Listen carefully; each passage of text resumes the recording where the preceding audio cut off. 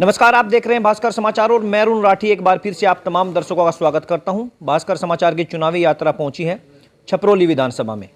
आपको बता दें, छपरौली विधानसभा में 3,33,000 मतदाता है, जिनमें से 1,30,000 जाट मतदाता बताए जाते हैं, जबकि 60,000 मुस्लिम मतदाता बताए जाते हैं।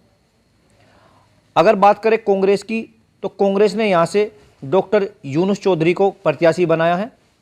कहीं ना कहीं कांग्रेस ने यहाँ पर मुस्लिम कार्ड खेला है, क्योंकि गठबंधन भी है और डॉक्टर यूनुस चौधरी छपरौली में मुसलमानों में अच्छी पकड़ बना के रखते हैं।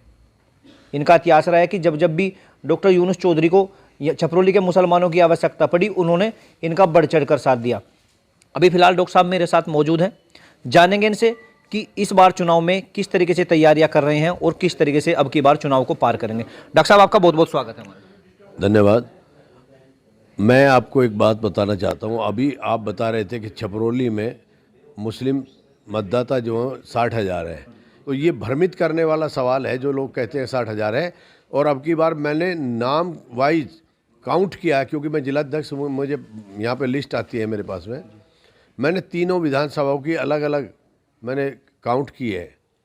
हमारे छपरौली क्षेत्र में 1,08,742 वोट इस टाइम मुस्लिम मतदाता है, और मुस्लिम मतदाता को लेकर जो ये नया नया प्रोपगंडा रच रहे हैं, ये सरासर गलत है। आंकड़ा जो मैं बता रहा हूँ वो बिल्कुल गणित के अनुसार बता रहा हूँ। तो डॉक्टर साहब, आपने बताया कि मुस्लिम मतदाता छपरौली में 1 लाख प्लस है, तो किस तरीके से आप प्रचार कर रहे हैं और कैसा आपको सहयोग मिल रहा है क्षेत्र में?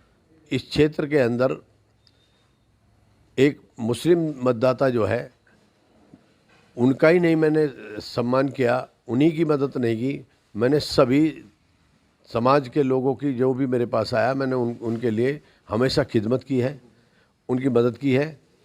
और इस बार जो है मुस्लिम मतदाता तो मुझे मिलेगा, लेकिन मेरे साथ में क्योंकि दलित भाई हैं, हमारे कश्यप समाज के लोग हैं, ये लोग भी मेरा साथ दे रहे हैं। हमारे ब्राह्मण समाज के लोग हैं, ये लोग भी हमारा साथ दे रहे हैं।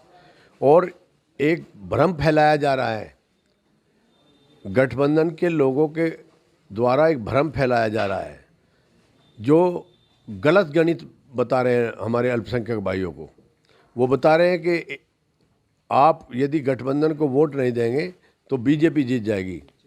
तो मैं ये कहना चाहता हूँ, हमारे जो जाट भाई हैं वे भी 3 प्रत्याशी हैं, उनका भी ध्रुवीकरण होगा वोटों का।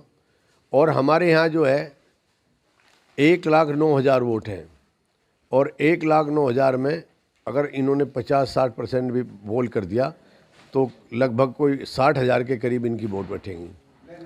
और अब की बार, पिछली बार जो है 64,000 पे हार जीत हुई थी। मेरा ये मानना है कि अब की बार जो है 60,000 के आसपास में निर्णय हो जाएगा, क्योंकि यहाँ पे तिकोना चुनाव चलेगा। बीजेपी और आरएलडी और कांग्रेस का, तीनों का चुनाव जो है तिकोना चलेगा। और यदि हमारे इन भाइयों को ये झूठ मूठ ना भकाएं तो बीजेपी को हम 12 बजे तक हरा देंगे, क्योंकि हमारे जिस समुदाय से मैं आता हूँ, हमारे समुदाय की जो है 1,09,000 वोट है। अगर 60,000 भी हमने डाल दी तो कांग्रेस की भी 10-15 हज़ार वोट हम कम से कम मिलेगी। मुझे जिस तरह से मिल रहा है, कश्यप भाइयों का बहुत ज़्यादा मुझे सहयोग मिल रहा है, ब्राह्मणों का मिल रहा है, दलित का मिल रहा है। और मैं मानना चाहता हूँ कि मेरा मुकाबला जो है वो आरएलडी से है, बीजेपी तो कहीं लाइन में है नहीं। अच्छा, जैसे आप क्षेत्र में जा रहे हैं तो किन मुद्दों को लेकर आप जनता के बीच जा रहे हैं? मैं विकास के मुद्दों को लेकर जा रहा हूँ। मैं चाहता हूँ कि हमारा क्षेत्र भी, जैसे नोएडा, ग्रेटर नोएडा, गाज़ियाबाद में जितना डेवलपमेंट हुआ, सोनीपत में डेवलपमेंट हुआ, तो मैं सबसे पहले सर्वप्रथम मेरी इच्छा है कि अगर मुझे जनता ने मौका दिया तो सबसे पहले मैं इस क्षेत्र के अंदर जो है 3 चीज़ पे फोकस डालूँगा। एक तो मैं यहाँ उद्योग और बड़ी बड़ी इंडस्ट्रियों के लिए प्रयास करूँगा, जिससे कि हमारे नौजवान लड़के जो बेरोज़गार हैं उन्हें रोज़गार मिल सके। दूसरा, यहाँ की किसान की जो सबसे बड़ी समस्या है गन्ना पेमेंट की, वो गन्ना भुगतान नहीं करते ये लोग, जिससे किसान जो है परेशान रहता है। तीसरा, में सबसे बड़ा एक और मुद्दा है यहाँ पे, यहाँ के बहुत सारे बच्चे खेल में प्रतिभाशाली रहे हैं और हिंदुस्तान में नाम ही नहीं बल्कि वर्ल्ड में नाम किया है यहाँ के बच्चों ने। लेकिन इतने योग्य बच्चे होते हुए भी उन्हें यहाँ ज़मीनी स्तर पर उन्हें सुविधा नहीं है। तो मैं चाहता हूँ कि यहाँ एक बड़ी शिक्षा के लिए बड़ी बड़ी यूनिवर्सिटी बने और स्टेडियम के बच्चों के खिलाड़ियों के लिए एक हाईटेक स्टेडियम बने। वो मेरी इच्छा है। रोजगार पर होगा, न कि क्राइम की तरफ होगा। अच्छा, आपने बात की गठबंधन की। छपरोली रालोद का गढ़ कहा जाता है और कहा जाता है कि इस क्षेत्र में कभी रालोद की हार नहीं हो। अब की बार गठबंधन भी है, समाजवादी का भी सहयोग उनको मिल रहा है, तो अब की बार किस तरीके से पार कर पाएंगे नैया? देखिए, पिछले चुनाव में मुस्लिम ने वोट किया था आरएलडी को, और आरएलडी वालों ने बहुत जोर लगाया था। जिस आरएलडी का छपरोली में लाखों की 50,000 की जो हार जीत होती थी, वो घटते घटते आज 3800 वोटों पे 2017 में आ गई थी। और मेरा ये मानना है कि अगर आरएलडी को मोमडन वोट ना मिलता तो आरएलडी का इतिहास छपरोली का भी पिछली बार ही बदल जाता। उसका कारण यह है कि यहाँ क्षेत्र में कोई विकास कार्य नहीं हुआ है जो होना चाहिए था, क्योंकि हमारे बहुत ईमानदार और सम्मान के काबिल स्वर्गीय चौधरी चरण सिंह बहुत बढ़िया आदमी थे, अच्छे आदमी थे और किसानों के मसीहा थे। मैं ये बिल्कुल स्पष्ट कहता हूँ कि चौधरी अजीत सिंह भी थे और चौधरी चरण सिंह भी थे। जो गुण चौधरी चरण सिंह में थे, जो गरीब के प्रति उनमें प्यार था, वो आगे की पीढ़ी में इतना प्यार नहीं रहा और विकास पे ध्यान नहीं दिया। चाहे नारायण दत्त तिवारी जी का क्षेत्र हो, चाहे मायावती का क्षेत्र हो, या मुलायम सिंह यादव और अखिलेश का क्षेत्र हो, तो आप देखिए जाकर वहाँ कितना विकास हुआ है। और 50 साल 60 साल हो गए हमें, हम दिल्ली के इतना नज़दीक होते हुए विकास नहीं कर पाए। तो मुझे एक पीड़ा है, मुझे परेशानी है, बहुत दिमाग में परेशानी है। तो मैं चाहता हूँ कि यहाँ पे लोगों का विकास हो, दूसरे पास के ज़िलों के लिए बराबर हमारे यहाँ भी डेवलपमेंट हो। अच्छा, जैसे छपरोली में जाट और मुस्लिम की बात करें, वो आरएलडी का मजबूत वोटर माना जाता था, लेकिन 2013 के बाद वो वोटर कहीं ना कहीं फटा। और अब की बार जैसा कि आपने कहा कि गठबंधन में मजबूती तभी मिल पाएगी अगर जाट मुस्लिम एक साथ वोट करे। कहीं ऐसा तो नहीं मुस्लिम आपके साथ हो गया, जाट गठबंधन के साथ हो गया, बीच में बीजेपी इसका लाभ ले जाए? नहीं, मैं अपील करना चाहता हूँ अपने जाट समुदाय के भाइयों से और खासकर गठबंधन के लोगों से।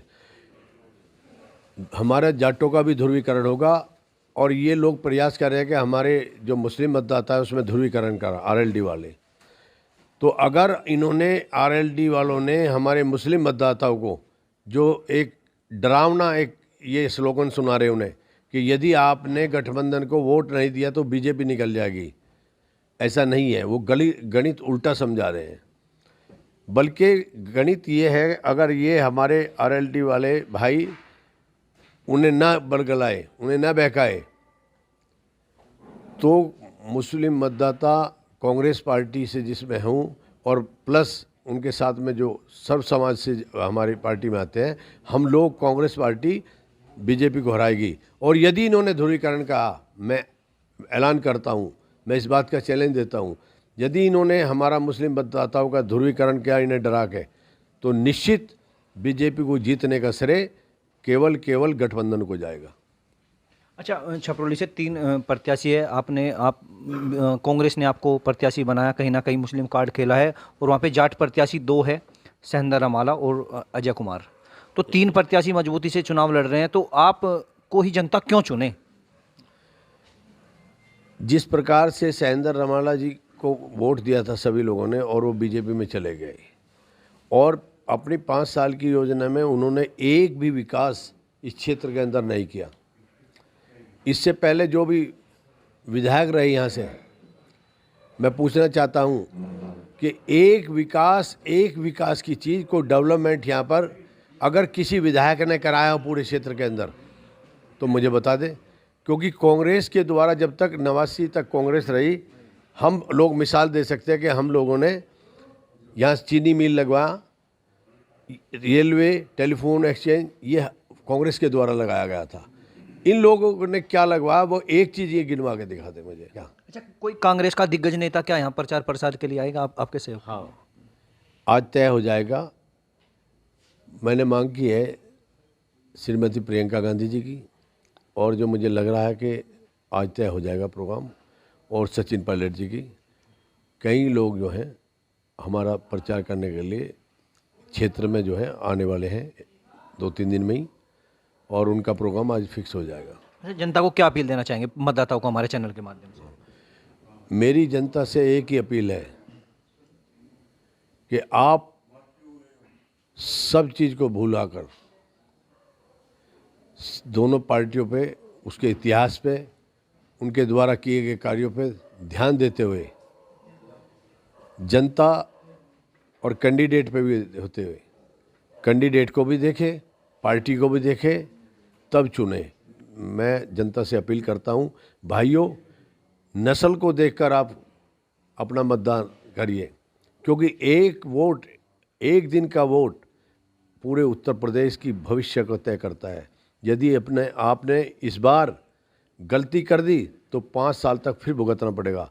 कांग्रेस आई है, हमारी प्रियंका गांधी जी आई है, उन्होंने जिस तरह से घोषणाएं की हैं, बिजली का बिल माफ़ किया और रोजगार देगी, महिलाओं को 50% आरक्षण देगी और 20 लाख नौकरियां देगी, तो ये सारी घोषणाएं जो प्रियंका गांधी के द्वारा की गई, हमने जो किया कहा है वो करके दिखाया है।